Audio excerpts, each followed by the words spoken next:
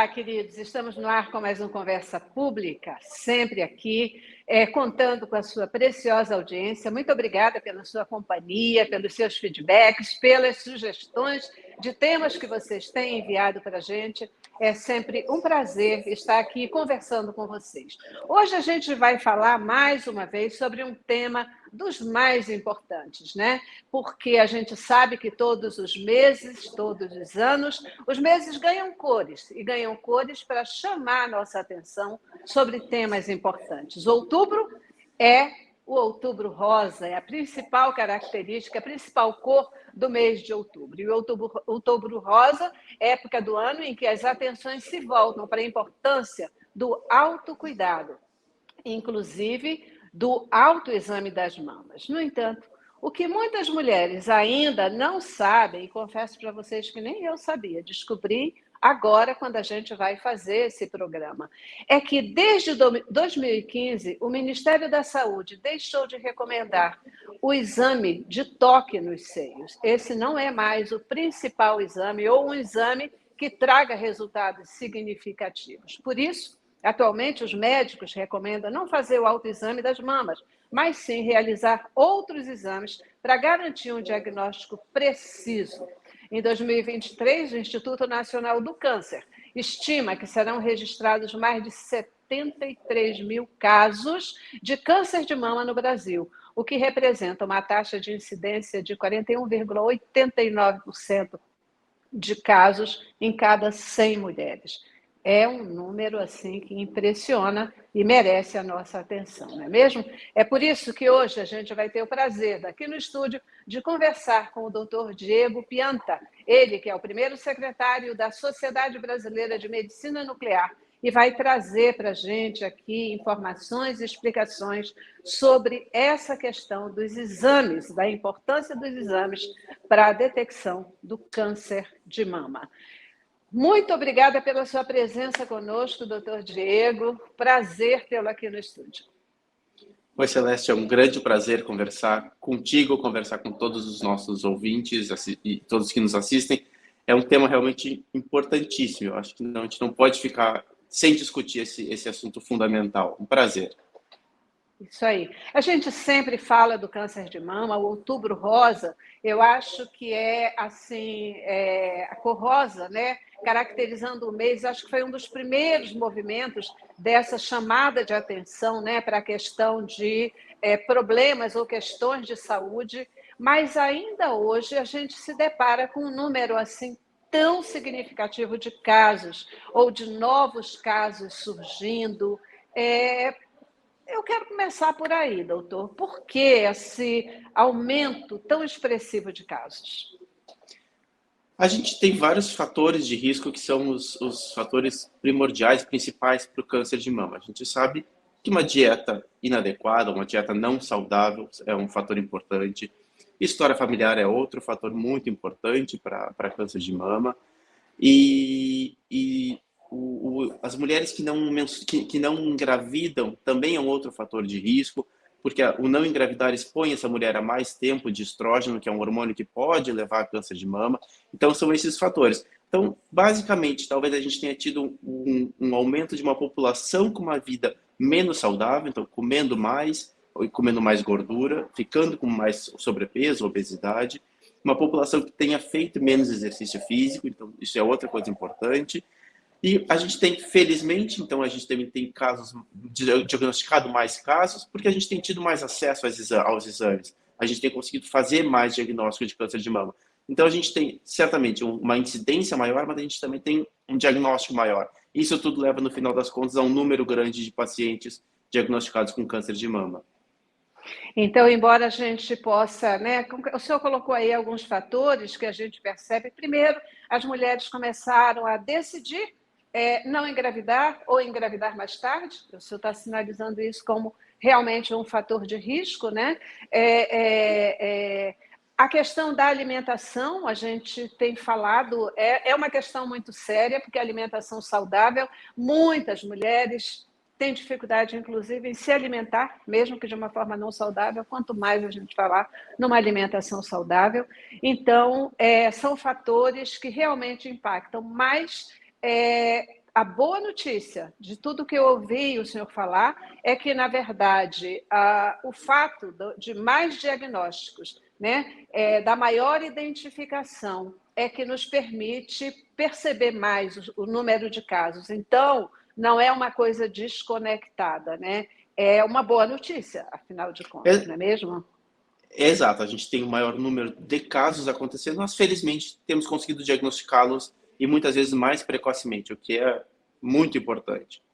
Uhum, perfeito. A outra questão que também eu queria trazer logo de início é esse dado, né, de que a resolução de 2015 do Ministério da Saúde faz essa indicação ou não recomenda a questão do exame do toque nos seios, né? É o exame mais indicado, mais recomendado, mais falado, e aí ele não é um exame efetivo, doutor? Como é que é isso? É, o que que acontece? A gente por muitos anos ficou com esse ideário imaginário de que o exame de toque ele era fundamental. Ele realmente segue sendo muito importante, como um todo, como um conjunto. A mulher, e eu falo especialmente mulher porque a incidência de câncer de mama é majoritariamente feminina, existem casos em homens, mas a grande população é feminina, então a gente inclusive chama de outubro rosa.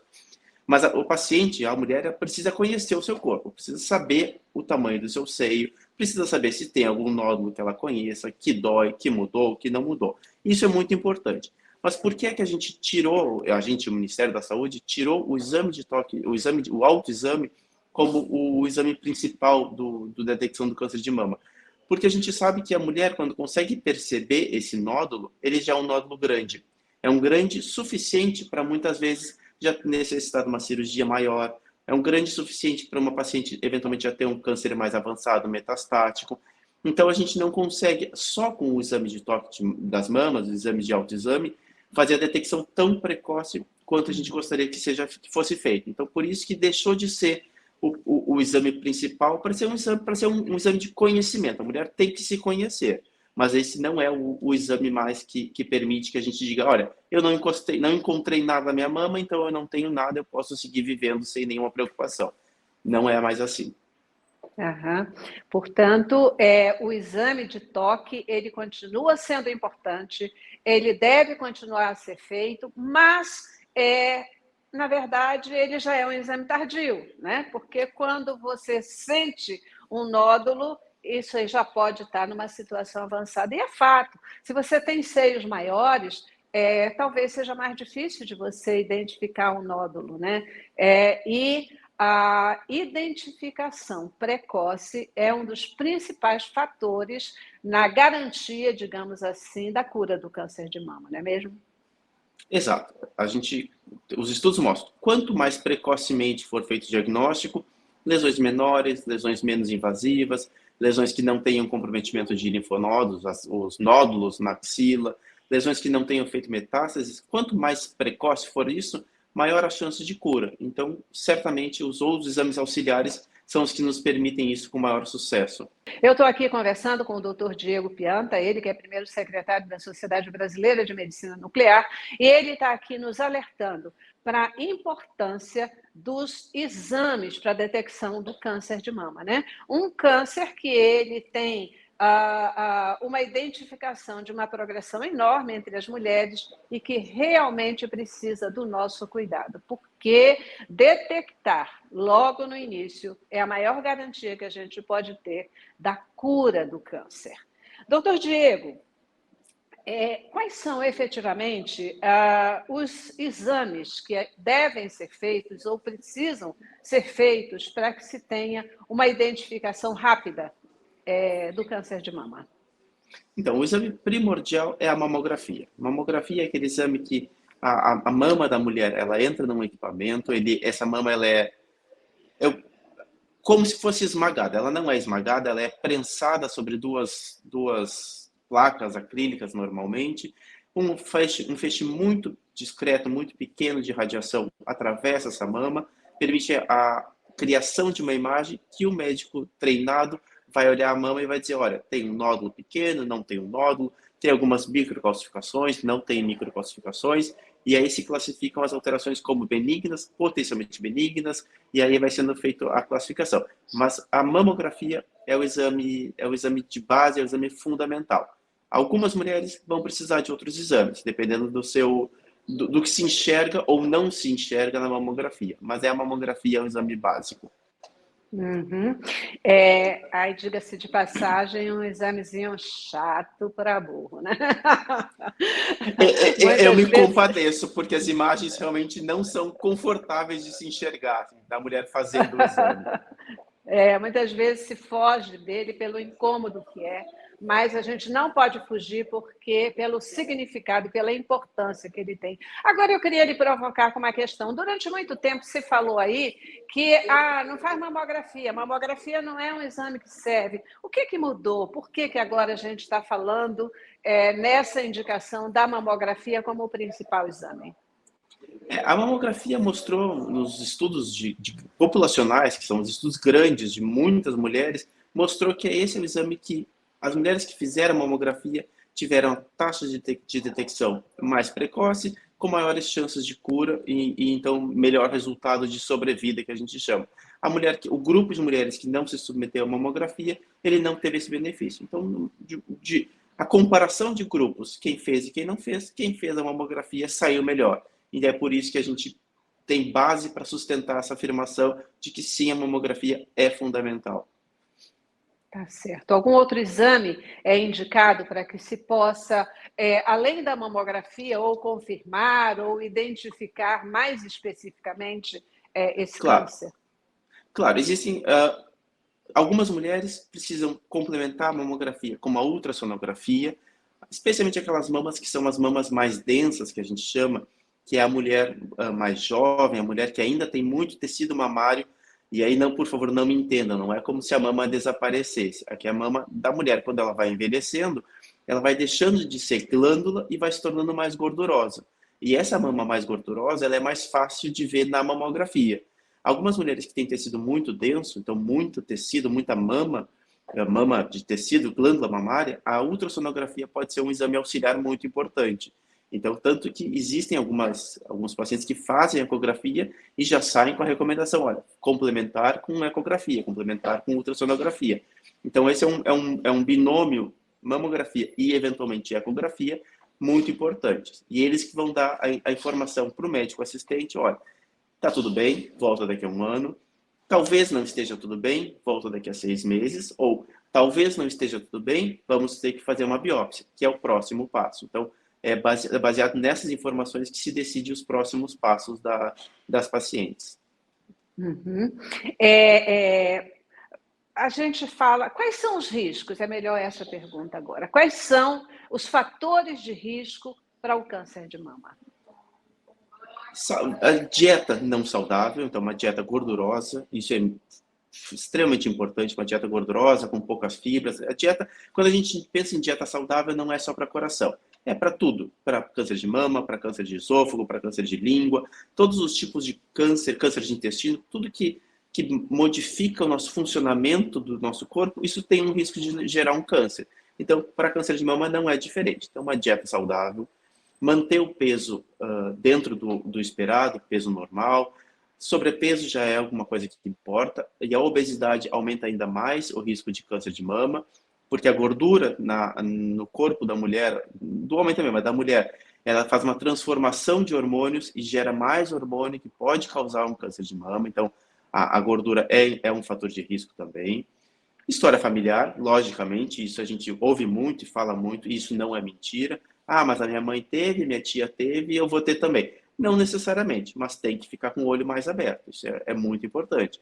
Existem algumas mutações genéticas que, quando acometem a familiares de primeiro grau, então a gente tem que rastrear essa família para ver quem são as mulheres que têm essa mutação genética, porque o fato de ter a mutação genética implica um risco extremamente alto de desenvolver câncer de mama. Embora a maioria dos pacientes não sejam em decorrência dessa mutação genética, quem tem a mutação o risco é muitíssimo alto. Então, aí é outro fator importante, fazer essa avaliação genética em quem tem história familiar positiva. Não gestar ou gestar tardiamente. E aí, também, novamente, não me entendam errado, o corpo a gente está, isso um momento que a gente precisa falar. O corpo é da mulher, a decisão a gente desenvolveu, a gente saiu nos últimos anos, a mulher ganhou mercado de trabalho, a mulher se saiu do ambiente familiar, doméstico e teve decisão sobre a própria vida, e isso é muito importante, isso é muito positivo, mas a gente sabe que a mulher que não gesta, a nuligesta, ou a mulher que gesta muito tardiamente, por ela ficar exposta a mais hormônio do estrógeno, ela tem um risco maior de desenvolver câncer de mama. Então também tem que ficar de olho.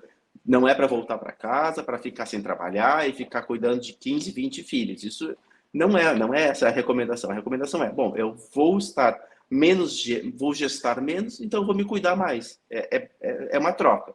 E aí tem que ficar de olho. Então são esses os fatores principais. E dieta e exercício físico é outro fator também fundamental. Cuidar da saúde como um todo com exercício é importante. Na verdade, é isso, né? Tudo na vida é uma questão de decisão. E para a gente tomar decisão é importante o conhecimento, né? A informação. E aí a gente toma a decisão que a gente quer e faz isso que o senhor tão bem está recomendando, que é, se eu sei que a gestação mais tardia é um fator de risco, então eu vou me cuidar, eu vou cuidar de outros fatores que vão garantir que eu não entre nesse risco, né? É tudo realmente uma questão de informação e tomada de decisão. A gente está conversando com o Dr. Diego Pianta, ele que é primeiro secretário da Sociedade Brasileira de Medicina Nuclear. Que conversa boa, né, gente? Quanta informação significativa. É importante a gente saber os caminhos que nos ajudam a ter uma vida mais saudável. Isso é fundamental. Doutor Diego, existe algum tipo de exame que possa permitir se perceber se esse câncer de mama, né? A gente está falando desse, ele já está disseminado no corpo da mulher? Algum exame, o exame de sangue, por exemplo, é um exame que ajuda nessa percepção? Não, o que ajuda nessa identificação de um câncer metastático, que a gente chama quando ele saiu do lugar principal e foi para outros lugares, são os exames de imagem. E aí, nesse portfólio, a gente tem basicamente tomografias e ressonâncias e o PET-CT, que é o exame da medicina nuclear propriamente dito. Então, são esses exames, e a cintilografia óssea também, que também é outro exame da medicina nuclear. São esses exames que permitem a identificação. Bom, eu sei que eu estou com câncer de mama, eu vou tratar este câncer de mama adequadamente, mas eu preciso conhecer. Isso é o que se chama de estadiamento, é estadiar a paciente ou o paciente, conhecer até onde essa lesão avançou, se ela comprometeu sua mama ou se está disseminada. E para isso os exames de imagem são os fundamentais. Uhum. Muitas vezes, né, quando se tem um diagnóstico do câncer de mama, quando se tem um diagnóstico de câncer, parece que isso é uma sentença de morte, né? É ainda o tipo do diagnóstico que derruba qualquer pessoa, que traz um desconforto enorme. O que você diz a respeito disso, doutor? Felizmente não é mais uma verdade. A oncologia avançou muito nos últimos anos. Existem cada vez mais novas drogas, novos fármacos capazes de tratar esse paciente. Então, as técnicas cirúrgicas melhoraram muito, de forma que seja cada vez uma cirurgia menor, menos invasiva, com menos dor e menos problemas no pós-cirúrgico. A radioterapia melhorou muito, então com uma chance de cura muito maior quando a gente usa em associação à cirurgia e com menores efeitos, e as quimioterapias, imunoterapias também cresceram em opções, melhoraram muito, de forma que a gente tem grandes condições e grandes opções de tratamento para todos os tipos de pacientes, seja paciente que felizmente diagnosticou de forma precoce, até aquela paciente que está com muita lesão disseminada, fígado, osso, pulmão, a gente ainda assim tem condições de melhorar. Claro que para essas pacientes a gente já muda o entendimento, mas a gente tem chance de melhorar a vida dessa paciente, prolongar a vida dessa paciente de forma importante. Uhum. A partir de que idade a mulher deve começar a ter atenção para a questão do câncer de mama? A partir de que idade os exames se tornam mais importantes? A gente recomenda a partir dos 40 anos fazer a mamografia. Então, até os 40 anos, claro que a mulher tem que se conhecer, percebeu qualquer coisa diferente, dor, nódulo, apesar de a gente não ter essa questão do autoexame como fundamental, mas a mulher se conhecendo, percebeu alguma coisa diferente, vai ao seu ginecologista, ao seu mastologista, ao seu médico clínico que lhe acompanhe e faz algum exame específico para aquela dúvida. Mas não tendo nada que seja suspeito, a partir dos 40 anos de idade, é o indicado que se faça a mamografia. Uhum.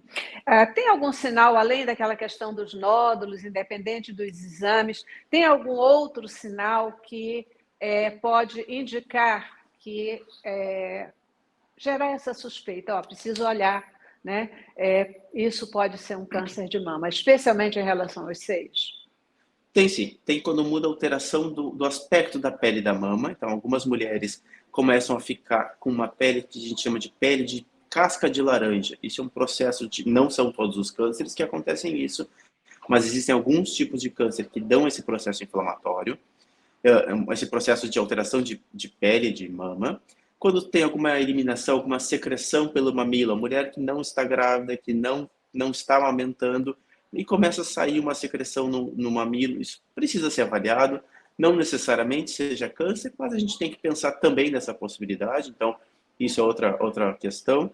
E a gente tem que quando o mamilo ele entra, digamos assim, a mulher tem o mamilo para fora e ele começa a entrar. Isso também é um processo que precisa ser avaliado. Então são essas algumas alterações de mama que não são um nódulo, mas que também chamam a atenção e precisam ser avaliadas.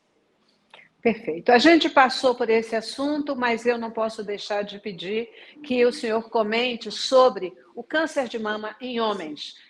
Porque o senhor já falou isso, ele também acomete, né? Os homens também podem ter câncer de mama.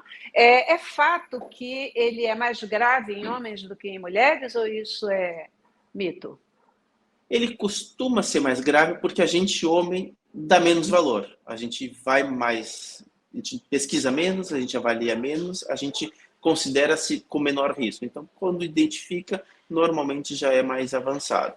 E também porque, como a gente tem menos exposição de estrógeno, ele tem outras mutações que podem levar a esse desenvolvimento.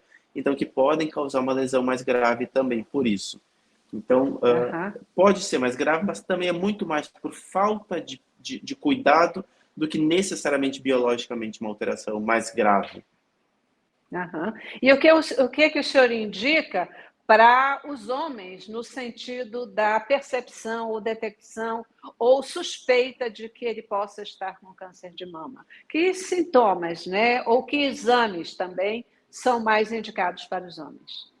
O homem não vai fazer a mamografia, não tem, a gente tem glândula mamária, mas essa glândula não é desenvolvida. Então, o homem vai fazer toque, vai se analisar, perceber uma dor, perceber um nódulo, ele tem que fazer um exame. E aí, normalmente, é um ultrassom ou uma ressonância para poder uma identificação dessa parede torácica e ver se tem alguma alteração ali.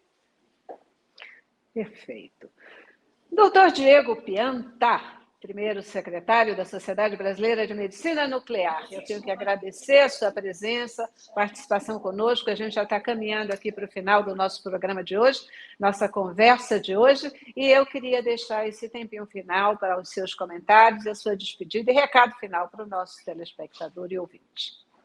Eu agradeço a chance de ter conversado com todo mundo, e o recado é muito simples. Cuidem-se, façam os exames que são indicados, tenha uma vida saudável, e isso tudo vai nos levar a diagnosticar, a prevenir alguns eventos, e o que não for prevenível, a diagnosticar mais cedo, então ter mais sucesso nos tratamentos. Então a ideia é cuidem-se, e é fundamental. É isso aí. Mais uma vez, muitíssimo obrigada pela sua presença e participação conosco, tá bom, doutor? E a você que está aí conosco até agora, nos acompanhando, também o nosso muito obrigada e o nosso agradecimento pela sua companhia. Até a próxima.